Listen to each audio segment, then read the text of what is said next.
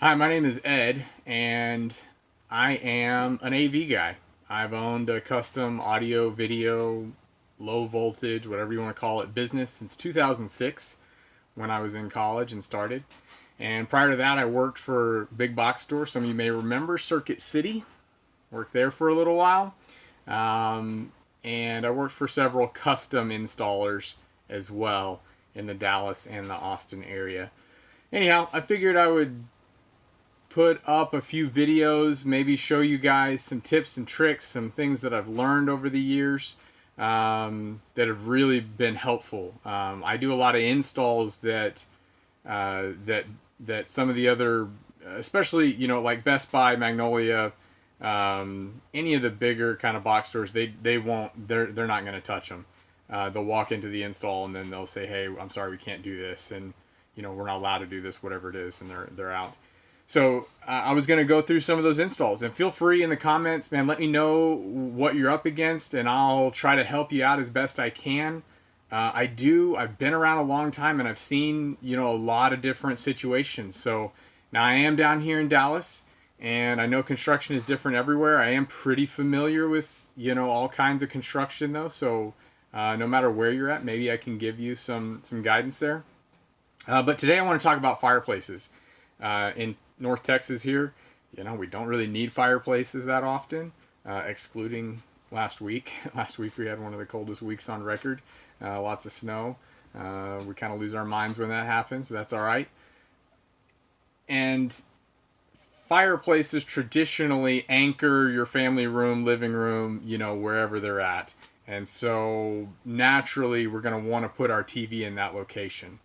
Now, there's some people that don't like it over a fireplace, some traditional, and that's okay. But we have most people that want to put it over the fireplace. So let me just give you some background here. In Texas, mid 1980s ish, before that, fireplaces were built by masons, right? Brick and mortar, the box was built out, flue, chimney, the whole thing, all by masons. And after the mid 80s, the introduction of just a self-contained, sealed system, a firebox made out of metal, double walled, insulated, an inlet for gas, all that kind of stuff. A fireplace insert came around, and that is by far the predominant way they're installed here in Texas now. They come in a variety of shapes and sizes, and you can get exactly what you need. The framer just frames out an opening, and you come in with that firebox, and you fasten it in place, nail it in, and then you attach your chimney and your flue. And it's a double-walled insulated pipe that goes all the way up, and they're about 18 inches round, 20 inches round, and they have a ton of space around them inside your wall. As you can imagine, you got a big fireplace anchoring, and then you have a small chimney, a flue for all the gases to get out, and that creates all this airspace around. There's minimum airspace requirements, and so there's just this big cavity behind your fireplace. Anyhow, that's usually an easy install. Not easy. Fireplaces can be tricky, especially if they're on exterior walls. It just depends on the structure of them. However, when you get before the mid 80s and you get into one of those fireplaces that has that brick and mortar, it behind the wall there, it's all brick and mortar, and there's really no space to run cables. I mean, it's really, really tough. It's one of the toughest, wire pulls in the industry that we see sort of on a regular basis. So that's what I'm up against in this installation. The house was prior to, it's probably early 80s that it was built, and in Dallas. And the customer wanted a TV over the fireplace, and more importantly, he wanted the wires hidden, which is going to be tough. So it's a brick facade there, which isn't your actual fireplace. A lot of people think that brick or that stone or whatever is sort of part of the fireplace. It's actually not. It's just aesthetic. It's just for looks there on the front of the sheetrock or the stud, whatever it is. And the actual inner workings of your fireplace are behind that, inside the wall. So anyhow, that's what I'm dealing with. I'm gonna try to hang a 65-inch OLED TV on this fireplace, and again, really what I'm going to be focusing on here is the concealment of the wiring. It's on an exterior wall. The chimney, as you'll see, the fireplace does not come out into the room at all, and it's like I said, it's as tough as it gets. So I'm going to add an HDMI, and we're going to get the power there for the electrician, and you'll see what we've got. All right, guys, let's start by showing you the different fireplaces. So this is that insert that I was talking about. So you got your firebox here. Here's your studs. You got your flue.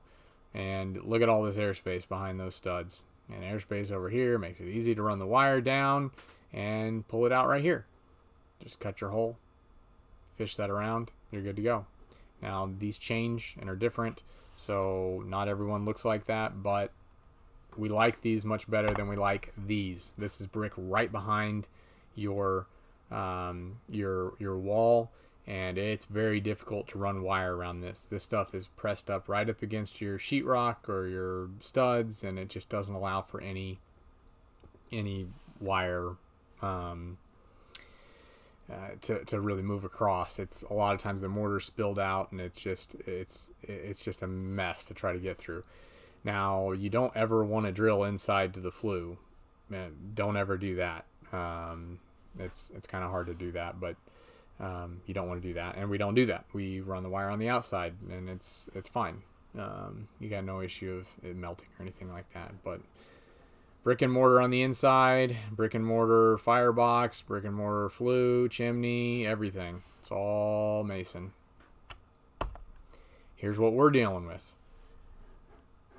Mantle, brick. Behind that brick is the brick and mortar firebox and chimney, flue situation.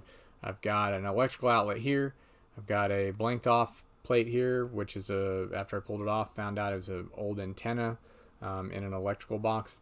No electrical there, but it's in just a standard nail-on electrical box. And then I'm going to put my HDMI wall plate here. Mantle's coming off.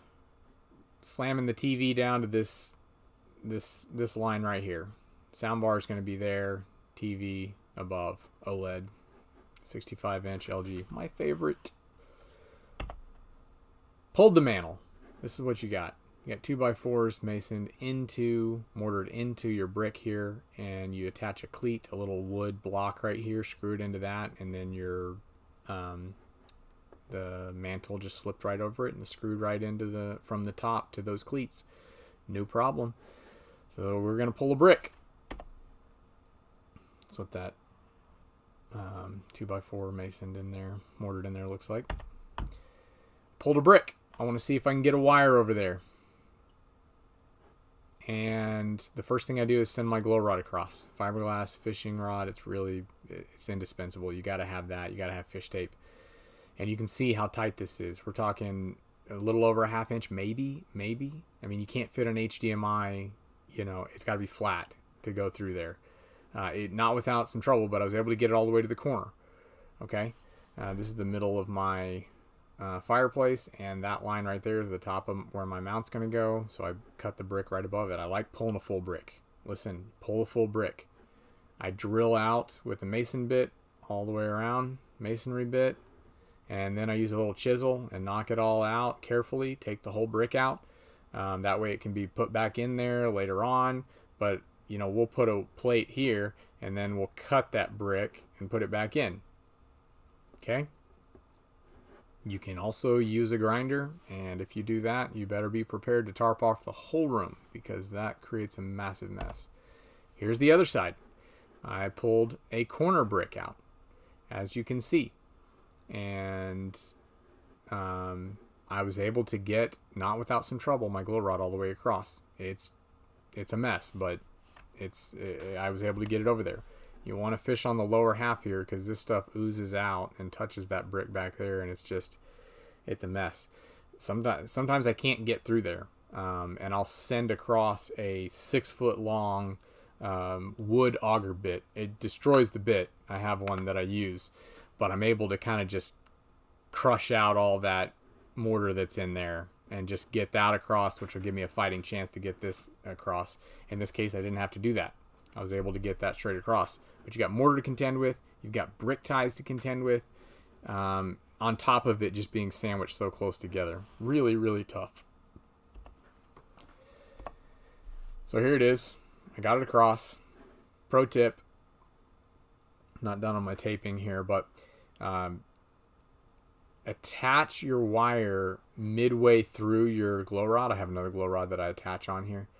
And it allows you to push from one end and pull from the other. And that can be really helpful. If I were to not have another glow rod attached right here, and I go to try to get this wire through, and I'm trying to pull and I just can't get it through, I could try to push with these wires, but they just fold up. If I have the glow rod, I can push with the glow rod, turn the glow rod, because you can't just push the wires through. You got to keep, turning them, little eighth of an inch turns until it kind of works its way all the way through. So the pro tip there is to attach it mid-span so you can push it through. Better shot of that glow rod going through.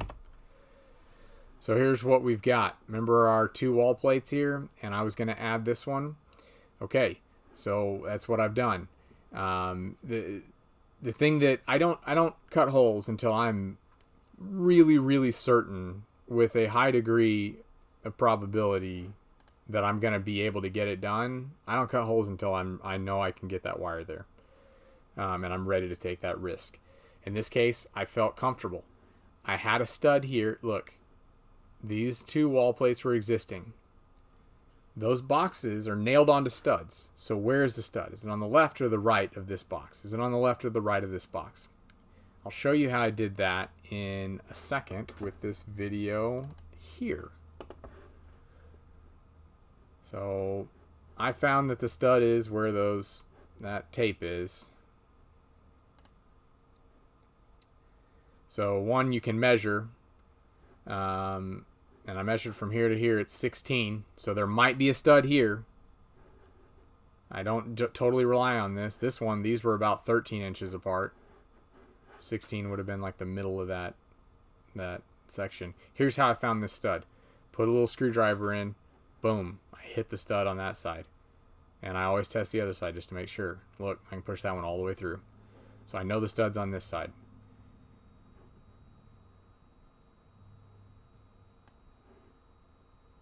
I then tested with the stud finder at 16 inches, and I was able to find the stud. So then I felt really confident that the stud was there. I'm going to put my cutout right next to it so I can drill across. The stud finder has a kind of like a regular scan and then a deep scan feature, which is nice when you have wood on top of sheetrock. Can scan through a little bit better. So anyhow, the next thing I want to do is check the distance from here to here, 16 inches to the edge of that brick. Okay, that means there's probably not a stud here and to here. Between here and here, it probably is open airspace. Not always, but probably. Sometimes there's that king stud like I was talking about, and you have a couple studs you got to get through.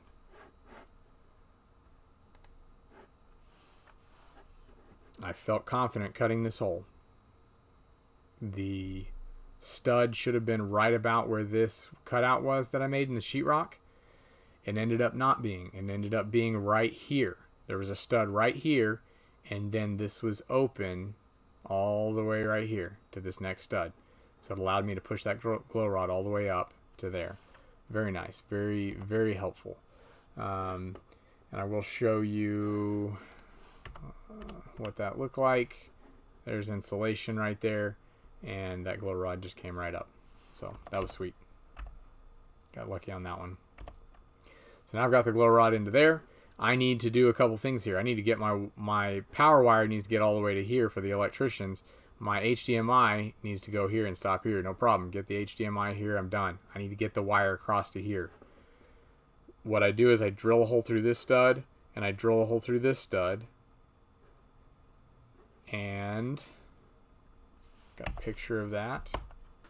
There's my wire coming across. That's what the tape looks like coming through there. It is gnarly. Tape up really well. So I'm drilling across that stud, and that's why I put that cutout right on that stud so that I can drill across it, okay? So I drill across it, and then I push that wire across. There's that power wire. I get it into that middle box, which is an electrical box, and there's nothing else in it but this wire. And then I go ahead and push it right through that box to the last box, which is where the electrical outlet was. You can see the wiring comes in at the top here, the existing wiring. And here's that hole in the back of the electrical box, and I was able to push my wire across, and boom, there it is right there. Reach in with some pliers and pull it out. And that is how it is done. I was able to get the wire, pulled a brick over to here, down to my HDMI wall plate, across with the power to right here for the electricians. Electricians were able to put their outlet in right here, and then my wiring came out right next. Mounted the TV, sound bar. We were good to go. Guys, let me know if you have any questions, concerns. Hey, consult your local building code and everything. I am not, I am a professional, but I'm not licensed in every state around the country. And listen, make sure you do your due diligence. Find out what's legal, what's not, what's up to code, what's up to standard, what's not. And take care, guys. Let me know in the comments below if you have any questions. I would love to answer them or go into more detail about whatever you got. Thanks, guys.